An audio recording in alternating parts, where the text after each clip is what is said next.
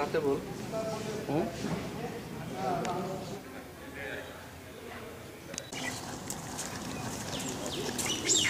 এইটা উঠে দিয়েছে এইটা করব না এইটা লাইন আসলে লাইন আসুন করব না আমরা মাঝে কি না আমরা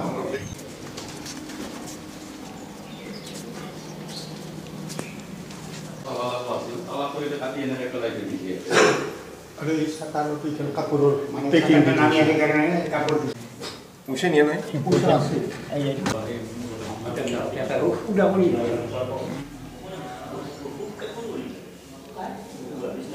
ও কাম করার আগে মানে ঘুরে ঢুকেছে ঘুরতে যাও এটা বুঝছো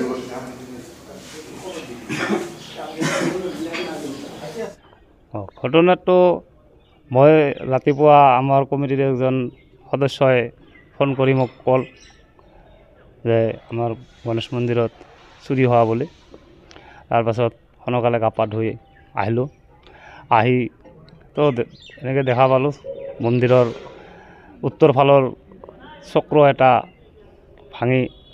ভাঙা আছে আৰু উত্তৰ ফালৰ দুৱাৰটো খোলা আছে। এনেকৈ তালা কাটা কুটা আছে এনেকৈ দেখা পালোঁ। আৰু কি কিনিছে নিয়াৰ মাজত দেখা পালোঁ গণেশ বাবাৰ মূৰৰ যিটো মুকুট আছিল ৰূপৰ, আৰু এটা চক্ৰ আছিল, আৰু হাতত থকা বাজু ৩-৪টামান।